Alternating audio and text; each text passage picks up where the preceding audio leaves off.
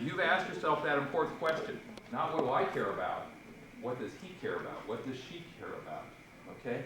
Ask yourself what motivates the people you're talking about. Because remember, they don't have your green values. They're not thinking about the same things. You've got to figure out how can I connect what I care about to what I know they care about. Understand what is possible and what is not.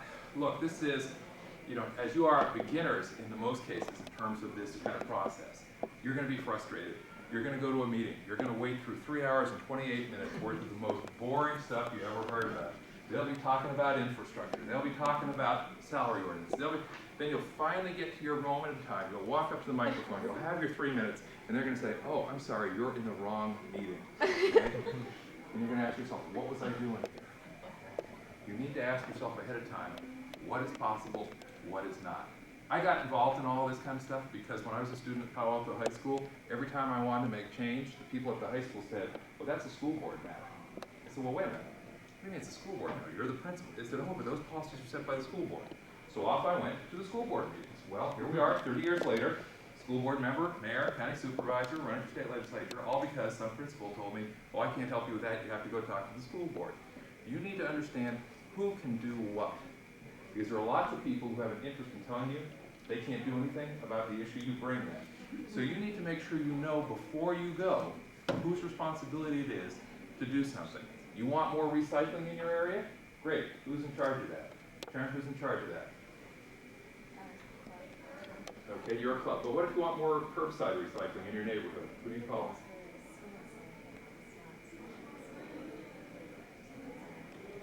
Recycling Center Palo Alto? Christina? Is it the garbage company? Is it waste management? Varies. Okay. Interesting point. It varies from city to city. If you're in the unincorporated county, which has its own land use process and has its own circumstances for recycling, then you got to talk to somebody at the county. If you're in the city, you probably need to talk to somebody who is in your city government.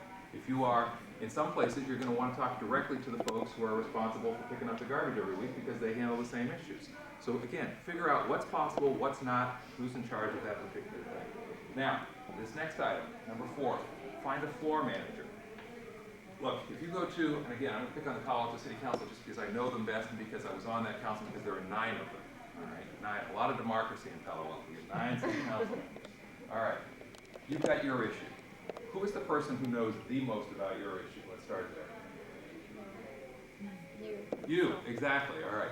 So now you got 9 people sitting up there, and none of them probably know as much as you do. And this is one of the challenges of being an elected official. You sit up there and act like you know everything, and the truth of the matter is everybody who comes to talk to you knows more about what they're talking about than you ever will, because it's the single most important thing to them, while you're trying to make sure you know enough about everything to make an informed judgment.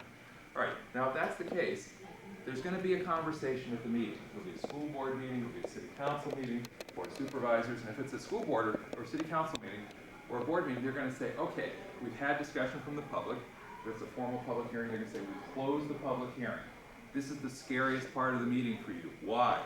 You can no longer march up to the microphone and tell these folks what you think or provide them with information. Then you're going to watch the 9 or 7 or 5 people start to have a conversation. And you're going to be sitting there going, oh my God, these people are clueless. They don't have an idea in the world what they are talking about. And that's probably a little harsh, but they're not going to know as much as you because you're the person who cares the most, brought the issue to them in the first place. So what do? You find a floor manager. What do I mean by that? What I mean is somebody in that group has to accept responsibility for your issue. You need to say, excuse me, Mayor Niss, I'd like to ask you a favor.